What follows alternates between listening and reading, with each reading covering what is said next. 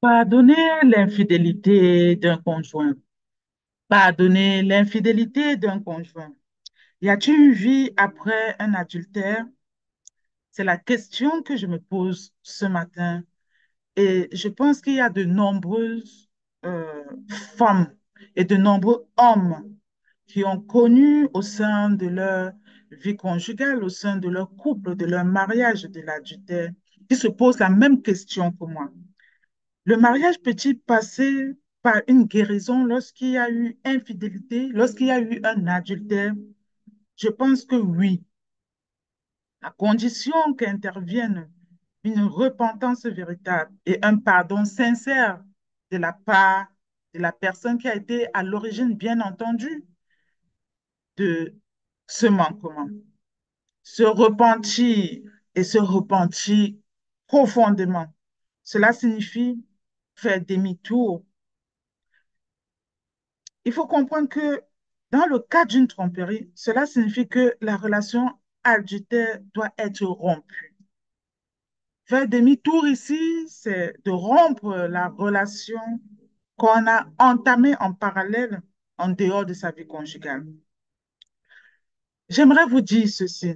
Si c'est vous qui êtes l'auteur de cet adultère, dites à l'autre personne impliquée que vous êtes consciente d'être dans votre tort, qu'en tant que chrétien, vous n'êtes pas fier de vous et que vous allez travailler à la restauration de votre mariage. Vous allez vous battre pour travailler à la restauration de votre couple. J'aimerais ce matin dire à quelqu'un, oui, il faut demander à cette personne de vous pardonner, de vous être engagé dans ce que vous saviez être malsain et de l'avoir impliqué dans votre infidélité. Et surtout d'avoir trahi votre partenaire de vie, votre époux ou votre épouse. Dans la plupart des cas, il sera nécessaire de rompre tout contact. Je dis tout contact. C'est alors que viendra le moment de demander pardon à votre partenaire.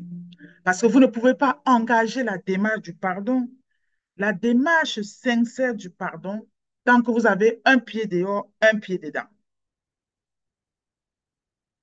Faites-lui part de votre désir sincère de reconstruire votre mariage.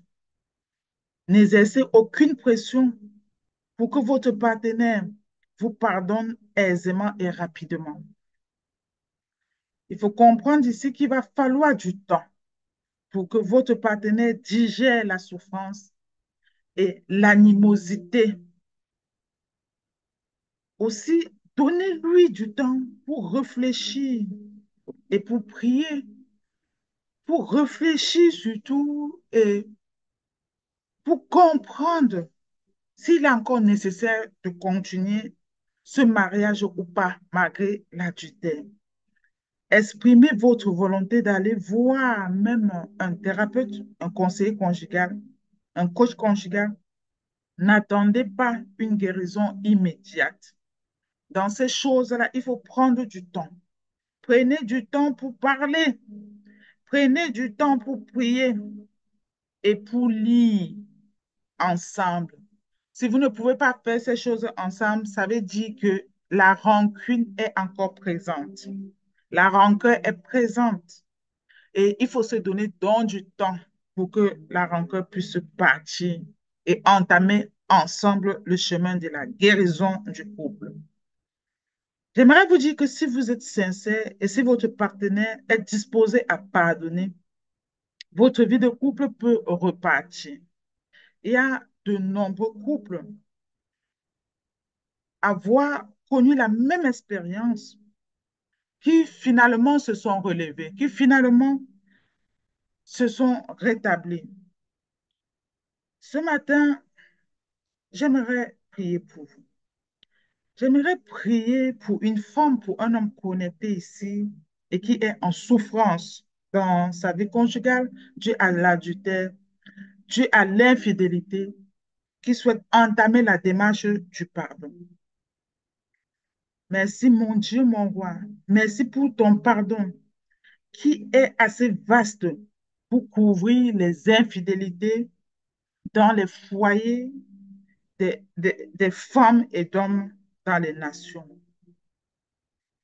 J'aimerais ce matin te dire, Père, au cas où toutes ces unions seraient concernées, au cas où l'union de la personne qui est connectée ici ce matin est concernée par l'infidélité, je prie pour que leur couple puisse avoir la disposition d'esprit adéquate pour traiter leurs problèmes de manière profonde. Je prie pour que tous ces couples puissent, Père, pardonner leurs offenses, les moins graves et même les plus compromettantes. Je prie pour que tous ces couples puissent connaître la réelle repentance, que l'offenseur puisse obtenir une immense grâce et que l'offensé puisse aussi rencontrer, rencontrer le vrai pardon, puisse avoir la compassion et avoir la grâce de la compassion. Je prie ce matin pour que ta paix et ton esprit de pardon se déversent dans tous les couples, se déversent aussi surtout dans la vie de toutes ces femmes, de tous ces hommes qui ont vraiment subi le tort dans leur mariage, subi le tort dans leur couple. Le psaume 51 nous dit ceci: pour exprimer son repentir après l'adultère qu'il avait commis avec Bathsheba, David, et le stratagème qu'il avait mis au point pour faire disparaître son mari, je vous invite, j'aurais bien voulu partager avec vous, mais est-ce que cela aura du sens? Je vous invite d'aller lire le psaume 51. Le psaume 51, ici, David l'a écrit en réparation, en réparation de l'adultère qu'il avait commis avec Bathsheba. Je vous invite à aller lire ce texte jusqu'au bout. Lisez-le jusqu'au bout, à l'autre comme modèle d'une repentance venue du fond de votre cœur et tirez-en profit pour votre couple. J'aurais bien voulu le lire pour vous, mais faites cette démarche-là, ça vous permettra aussi d'entamer la guérison. La parole de Dieu nous dit, aie pitié à cause de ton amour, aie pitié à cause de ta tendresse. Et ta tendresse est immense. Efface nos torts, ô Dieu, crée en nous un cœur pur, mets en nous un esprit nouveau, vraiment attaché à toi. Donc, je prie que pour toi qui as été abusé au sein de cette vie conjugale, que Dieu puisse apaiser ton cœur et surtout qu'il rend le cœur du coupable pur, qui met dans votre couple un esprit nouveau, un esprit attaché à la parole de Dieu, un esprit attaché à l'amour de Dieu. C'était votre coach conjugal, Siatou, auteur conférencier international.